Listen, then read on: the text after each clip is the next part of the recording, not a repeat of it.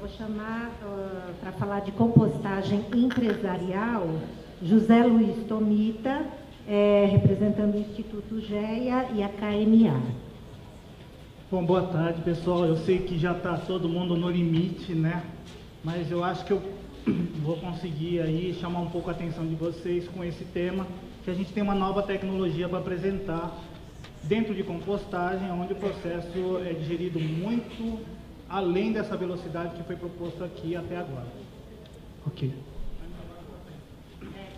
Pessoal, eu trabalho com agricultura natural, orgânica e compostagem há 20 anos. E os nossos desafios passados, antes de 5 anos atrás, era uma ociosidade muito grande, porque as pessoas não viam, a não ser assim, a responsabilidade de outras pessoas a tratar o seu lixo orgânico. Não era a sua responsabilidade, como aqui já foi bem declarado, né? E eu venho trabalhando, e como nós estávamos conversando antes do evento, esse trabalho do meio ambiente é uma luta e um ganho da persistência. Ninguém está aqui porque começou agora, tenho certeza, né? E quem tem resultado é porque ao longo desses anos vem buscando alternativas e tecnologias que o Brasil é carente porque quer, mas tem muita tecnologia nos bastidores, tá? Isso que a gente pode estar mostrando aqui hoje como uma proposta. Eu trabalho numa empresa comercialmente, onde hoje eu exploro comercialmente a assessoria técnica a empresas que precisam, que têm resíduo orgânico e não sabem o que fazer. Eu estou falando de 15 toneladas a dia, estou falando de 50 toneladas a dia. O mais que o colega tenha falado, eu concordo até um certo ponto, porque tem resíduos que não dá para dar para animal e você tem que dar uma alternativa. E essa tecnologia, eu venho ao longo dos anos trabalhando e mostrando para o mercado. Porque é o seguinte, quem está no meio empresarial quer velocidade e não tem espaço, e os licenciamentos são aquilo que já estão inscritos. Não se muda a não ser com uma luta, como foi o que a gente está construindo aqui nessa oportunidade, né? Então, as tecnologias existem, muitas das vezes não bem aceitas. Não vamos negar que a incineração é uma tecnologia, talvez não a mais adequada, como todos nós aqui estamos apresentando algumas alternativas de tecnologias aos momentos mais adequados, né? Mas existem os grandes volumes que são problemas, né? Nós temos um caso, fui muito beneficiado pela Política Nacional de Resíduos Sólidos, onde algumas empresas, em função das suas certificações internacionais, tiveram que buscar soluções para destinação de resíduos. E o orgânico e vai ser, durante algum tempo ainda, no Brasil e no mundo, um gargalo, tá?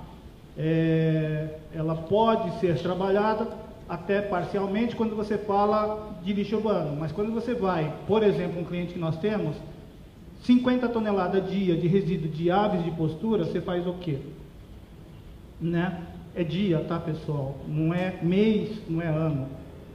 Nós temos aí devido à Política Nacional de Resíduos Sólidos, o órgão ambiental começou a se mexer um pouquinho mais.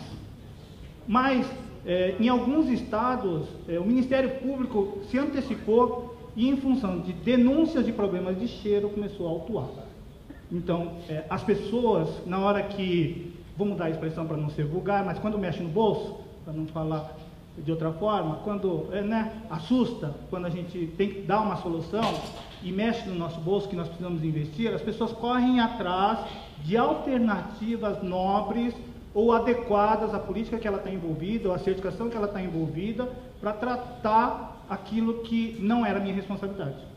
Jogava no aterro, jogava no lixão, e aí a gente pega aquele lixão do Rio de Janeiro, que hoje chamam lá, tem uma placa, até pouco tempo atrás, de aterro sanitário, que nem aterro, sei lá, acho que a gente não poderia chamar aquilo, né? E aquilo é um exemplo de muitos no país.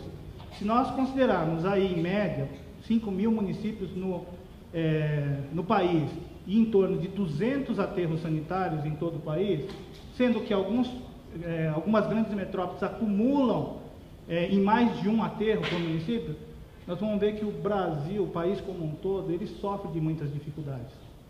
Eu sei que o evento é sobre São Paulo, mas mostrar que São Paulo tem um problema doméstico, tem um problema comunitário e tem um problema industrial também. E isso passa a ser um problema quando ele atinge as nossas oportunidades de uma vida de qualidade. Problema de cheiro, problema de... Né, aquela vinheta que, não sou nenhum acionista da Globo, mas aquela vinheta de troca de filme, quando ele mostra que jogou o lixo no rio, o lixo inundou e jogou para sua casa, é isso que vai acontecer na prática, né, e que eu já vi acontecer. E nós temos aqui, até por amizade, tem uma pessoa aqui que já trabalha industrialmente busca de alternativas de tratamento de resíduos industriais, em escala industrial.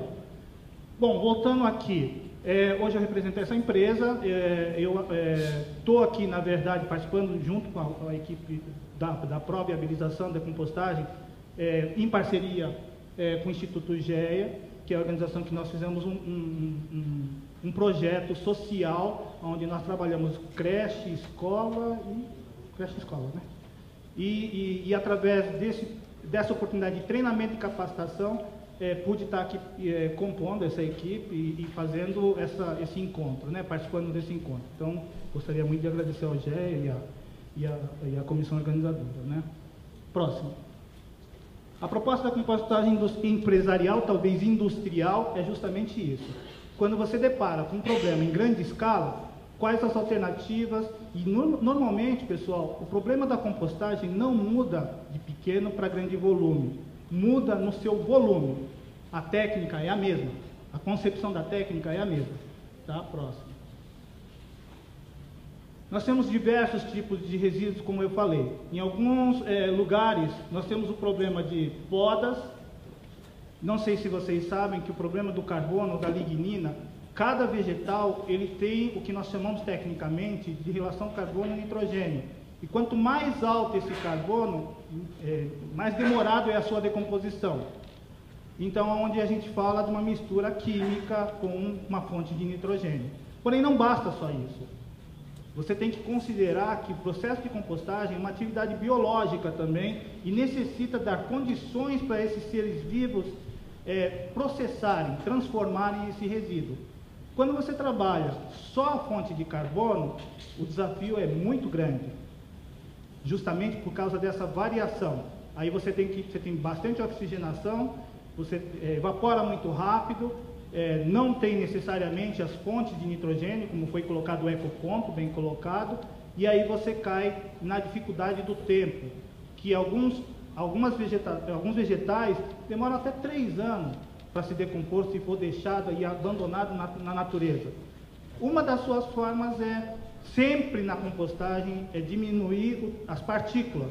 Quanto menor a partícula, melhor o processo, melhor... E você tiver uma boa oxigenação, é mais rápido o processo. Tá? Aí a gente tem alguns casos em escalas industriais, como é esse caso, 15 toneladas dia de restos de comida de refeitório, de um único refeitório. Tá? Qual é o gargalo desse tipo de resíduo? Excesso de água. Para poder fazer uma boa decomposição, você tem que controlar o excesso de água, manipular, fazer um manejo adequado. Eu faço uma oposição a uma colocação que alguns técnicos tentam inserir como tecnologia, a inserção de ar forçado. A mesma forma que nós temos a fauna, a mesofauna da minhoca, que precisa tempo para digerir, a natureza precisa de tempo para processar, porque quem processa e transforma são os seres que nós não enxergamos, são os micro-organismos. Eles é que transformam esse processo, né? Injetar o ar é a mesma coisa que nós colocarmos, qualquer um de nós como seres humanos, comendo 24 horas por dia. Não acontece. Tá? Então nós temos que considerar que a tecnologia existe, ela é necessária e importante, porém ela tem uma condição de uso. Tá, pessoal? Cansei de ouvir ao longo desses 20 anos, porque eu sou formado em isso, em aquilo, compostagem é baba. Deixa comigo. Aí liga, ô Tomita, fiz uma burrada aqui, o negócio está fedendo. O que eu faço com isso? Posso levar aí, você dá um jeito? Fica com Deus. Eu não faço milagre, né? Não é essa a condição. E temos, é muito comum trabalharmos muito erro comum é quando a gente faz uma compostagem e fala assim, me ensinaram que compostagem precisa de água, e vai, mangueirinha aberta. No dia seguinte ele vai, mangueirinha aberta, né? O negócio tá cheirando. Lembrando que dentro do processo de decomposição, o que cheira forte é a falta de oxigênio, o que nós chamamos anaerobiose. Ao contrário de que todo mundo pensa, tornou anaeróbico, aerou, o cheiro vem.